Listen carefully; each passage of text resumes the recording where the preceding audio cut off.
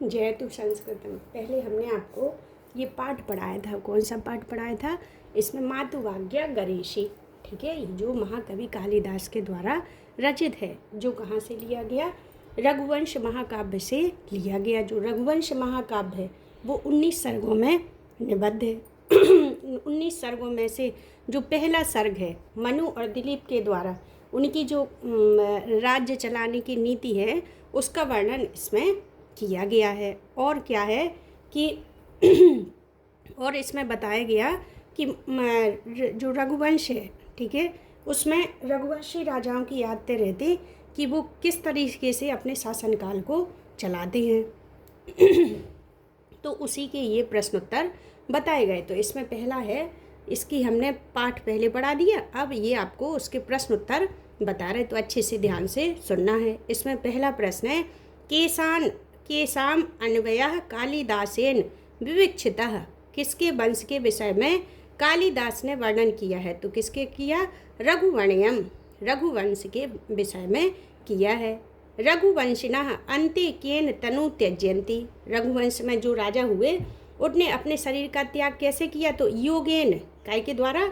योग क्रिया के द्वारा अपने शरीर को त्यागते थे। महीक्षिति ताम आधा कह आसीत। राजा के प्रथम कौन थे? सबसे पहले राजा कौन हुए? हमारे मनु, ठीक है, कौन हुए? सबसे पहले हुए मनु और अंतिम हुए अग्निवर्ण, ठीक है। कासाम पितरः केवलम जन्म हेतुः। किसके पिता सिर्फ जन्म देने के लिए थे? तो किसके थे? प्रजानाम, प्रजाओं के पिता जो सिर्फ जन्म देने के लिए। दो प्रकार के पिता होते हैं, एक तो जन्म और एक पालन पिता, ठीक है। तो जो पालन करता वो पालन पिता कहलाते। तो जो उनके प्रजा के लोग बाग थे, जिनके बच्चे थे, उनके पिता सिर्फ जन्म देने के कारण होते थे, बाकी पालन पोषण महाराज दिलीप ही करते थे उनका। कह प्रिय अपि त्याज्य, में कौन प्यार होते हुए पे भी त्यागने योग्य है? तो दुष्ट व्यक्ति, जो दुष्ट व्यक्ति होता वो कितना भी अच्छा हो उसे त्याग देना चाहिए, क्योंकि क्या है, वो अपनी दुष्टता दिखाए बिना नहीं रह सकता। दिलीपः प्रजानां भूत्यर्थम कम आग्रहीतः। दिलीप प्रजा की उन्नति के लिए क्या करते थे? तो बलिम कर लेते थे। वो थोड़ी थोड़ी कर लेकर के अपने कोष में एकत्रित करके, और जब प्रजा पर कोई संकट आता था तो उसको कई गुना करके प्रजा के लिए वापस लौटा देते थे। जैसे सूर्य भगवान जल थोड़ा थोड़ा लेते, उसे कई गुना करके पृथ्वी पर वापस लौटा देते। उसी प्रकार महाराज दिलीप भी क्या करते थे? जो प्रजा से कर लेते थे उसका उपयोग अपनी कार्यों में नहीं करते थे, क्योंकि उनके जो आसपास के सभी राजा थे उन सभी पर वे विजय प्राप्त किए थे, और उनका जो साम्राज्य है वो पृथ्वी के समुद्र तल तक फैला हुआ था। राजेंद्रो दिलीपः रघुनाम अन्वे क्षीर निधु कह यो प्रसूतः। राजाओं में श्रेष्ठ दिलीप क्षीर सागर में किसके समान पैदा हुए? इंदु यो, चंद्रमा के समान पैदा हुए हैं। जैसे चंद्रमा हमारा है, ठीक है, उसमें क्या है? 1000 अच्छाइयाँ हैं। तो इसमें अब अगला प्रश्न है, ये हुए हमारे एक वाक्य के प्रश्न। अब आते हमारे पूर्ण वाक्य में बनाना है। पूर्ण वाक्येन उत्तरम लिखत। तो पहला प्रश्न है कि पूर्ण वाक्येन उत्तरम लिखत, पूर्ण वाक्य में उत्तर दीजिए। तो इसमें कहा है, महाकवि कालिदासेन व्यवस्थो मनु महीक्षितासाम कीदृशः निगतः। महाकवि कालिदास ने व्यवस्थक मनु को राजाओं में किस प्रकार कहा है? तो महाकवि कालिदासेन व्यवस्थो मनु महीक्षितिमाग प्रणश्च छंद यो निगतः। जैसे महाकवि कालिदास ने व्यवस्थक मनु को राजाओं में प्रथम और वेदों में ओम शब्द के समान श्रेष्ठ माना है। जैसे वेदों में सर्वप्रथम शब्द कौन सा है? ओम। उसी प्रकार राजाओं में भी व्यवस्थक मनु सर्वप्रथम श्रेष्ठ राजा थे। कालिदास तनु आग भव शन अपि तद्गुणे कथम प्रचोदितः। कालिदास ने थोड़े शब्द का वैभव कहकर कौन से गुण को प्रेरित किया है? तो क्या किया? कालिदासः तनु अग्निभवः सन अपि तद्गुणे चापलाय प्रचोदितः। कालिदास ने थोड़े शब्द का वैभव कहकर चपलता के गुण को प्रेरित किया है। कालिदास स्वयं अपने लिए कह रहे कि इतना बड़ा रघुवंश का वर्णन और हमारी छोटी सी बुद्धि हम इसका वर्णन कैसे कर पाएंगे। तो रामायण में है कि जो हमारे वाल्मीकि ऋषि हैं उन्होंने क्या है रामायण नामक महाकाव्य लिख दिया। तो उसमें जैसे धागे में क्या होता, सुई में धागा डल जाए और एक मोती डल जाए तो उसमें धीरे धीरे धीरे धीरे हम माला बना लेते। तो उसी प्रकार कालिदास जी कह रहे हैं कि जो हमारे महाकवि वाल्मीकि हैं उन्होंने रामायण लिख दी, तो उसके आधार पर हम रघुवंश काव्य लिखने का प्रयास कर रहे हैं। इस प्रकार अपनी बता रहे वो कि तम रघुवंशम श्रोतुम अर्हन्ति, कौन रघुवंश के सुनने के योग्य है। तो कौन है, लोकाम तम श्रोत महितम, संसार के लोग सुनने के योग्य हैं। ठीक है। दिलीपस्य कारणाम आरंभ की दृशाहसित, जो महाराज दिलीप थे वो किसी भी कार्य को प्रारंभ कर देते थे, तो उस कार्य को प्रारंभ करके, क्योंकि जो काम करते थे वो वेदों के अनुरूप ही करते थे, उस कार्य को समाप्त करके ही छोड़ते थे और उस कार्य का जो अंत होता था वो अत्यंत ही शुभदायक होता था। तो इसमें क्या है, दिलीपस्य कार्याणाम आरंभ आगमे सादृश आसीत, दिलीप के कार्यों में शुरुआत शास्त्रों के अनुरूप थी। रवि रसाम के मार्थे आदित्य, सूर्य किसके लिए जल लेता है, रवि सहस्त्र गुणम उत्दृष्टुम रसम आदित्य, सूर्य 1000 गुना वापस देने के लिए जल लेता है। ठीक है। उसी प्रकार महाराज दिलीप थे, वो भी क्या करते थे, थोड़े से कर लेकर के उसे 1000 गुना करके जनता को वापस लौटा देते थे। अब है अगला प्रश्न है, रेखांकित पदानी आधृत प्रश्न निर्माणम कुरुत, रेखांकित पदों शब्दों के आधार पर प्रश्नों का निर्माण कीजिए। पहला प्रश्न है, सह प्रजा नाम यो भूत्यर्थम बलिम आग्रहित। ठीक है। तो इसमें क्या है, सह माने वह प्रजाओं के लिए थोड़ा थोड़ा कर इकट्ठित करते थे। कह प्रजा नाम भूत्यर्थम बलिम आग्रहित, किसके लिए करते थे, तो कह माने कौन, सह माने वह, स्वह सह किस शब्द के लिए आया, किसके लिए आया, ये आया महाराज दिलीप के लिए। सह क्या है, ये सह शब्द सर्वनाम शब्द हैं। ठीक है। सर्वनाम शब्द वो कहलाते जो किसी संज्ञा के बदले में बोले जाते। किसके लिए आया, ये सह शब्द आया महाराज दिलीप के लिए। ठीक है। तो इस प्रकार आपकी व्याकरण भी हो रही। अब अगला प्रश्न है कि प्रजा नाम विनया आधनात् सह पिता आसीत, तो कासाम प्रजना विनय आघात सह पिता आसीत। ठीक है। मनीषिणी नाम माननीय मनु आसीत, तो केसाम मनीनीय मनु आसीत। शुद्धिमती अन्वे दिलीपः प्रसूतः, शुद्धिमती कुत्र दिलीपः प्रसूतः, अन्वे माने पितरः जन्म हेतुः आसान, तो के जन्म हेतुः आसान। ठीक है। अगला प्रश्न है कि अधोलिखित नाम भावार्थ हिंदी आंग्ल और संस्कृत भाषा लिखत, नीचे लिखे गए हिंदी अंग्रेजी और संस्कृत भाषा में अर्थ लिखना है।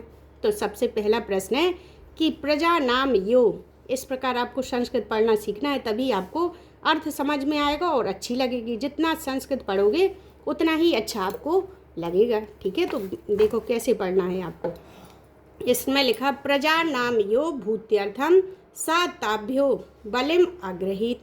ठीक है।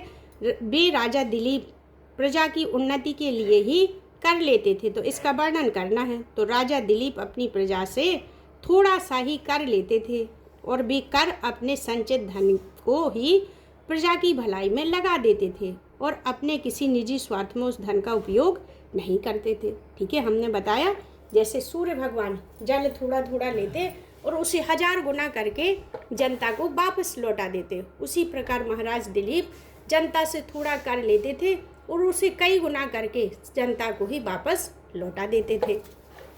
अब अगला प्रश्न है हमारा कि आगमे सादृश आरंभ सादृशो, शास्त्र उचित व्यवहार करने वाले उसी के समान फल की सिद्धि वाले थे। राजा दिलीप ने अत्यधिक शास्त्रों का अध्ययन किया हुआ था, जिसके कारण वे कार्यों का आरंभ भी बहुत सुंदर रूप से करते थे और कार्यों के उत्तम आरंभ के अनुसार ही कार्यों का परिणाम भी उत्तम मिलता था। जिस कार्य को वे प्रारंभ कर देते थे उस कार्य को समाप्त करके ही छोड़ते थे और शास्त्रों के अनुसार करते थे, तो उस कार्य में उन्हें सफलता मिलती थी। सा पिता पितरस्यताम केवलम जन्म हेतुः, वे प्रजा के लिए पिता के समान थे, क्योंकि पिता केवल जन्म देने मात्र से नहीं होता। असली पिता, सही पिता वो ही होते हैं जो बच्चों को जन्म दें, फिर उनका बढ़िया पालन पोषण करें और उन्हें किसी कार्य के योग्य लगा दें और उनका शादी विवाह अच्छी तरीके से कर दें, यानी कि बच्चों को सुव्यवस्थित तरीके से व्यवस्थित कर दें।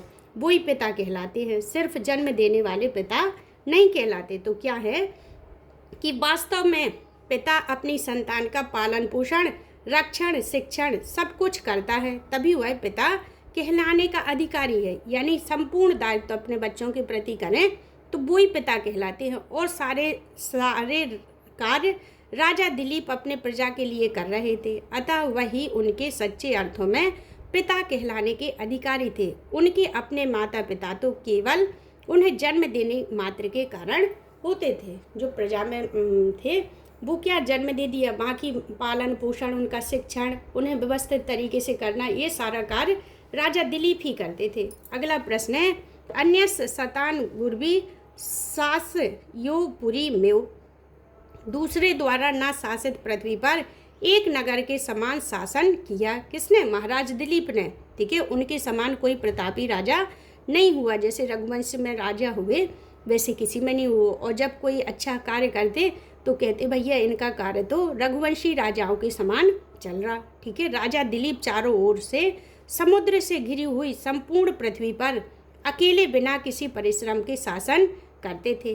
तथापि उन्हें कभी ऐसा नहीं लगा जैसे वे इतने विशाल राज्य के शासकों के हों। कभी जनता के प्रति घमंड नहीं दिखाया अपना। ठीक है, कोई छोटी से छोटी, बड़ी सी बड़ी समस्या लेकर उनके पास आया तो उनने उस समस्या को हल करके दिया। कभी ये नहीं लगा कि महाराज हैं, बल्कि ये लगता था जैसे उनके सखा मित्र स्वयं के पिता हों। इसीलिए उनका शासन अच्छा चलता था। जो शासन दिखाएगा जनता निष्पक्ष रूप से नहीं बोल पाएगी, नहीं कह पाएगी, तो वो क्या है, धीरे धीरे अंधेर नगरी चौपट राजा, धीरे धीरे वो शासन नष्ट हो जाता। तो जनता को राजा के प्रति वफादार होना चाहिए और राजा को जनता के प्रति उदार होना चाहिए। जिस भी चीज़ की आवश्यकता है उस चीज़ को उपलब्ध राजा को कराना चाहिए। उन्होंने हमेशा एक अनुभव किया कि जैसे वे छोटी सी नगरी के शासन करता हों। ठीक है, तो ये पाठ भी आपको समझ में आ गया होगा। अब है इसमें अधोलिखितेषु विपरीत मेलनम कुरुत। इन शब्दों के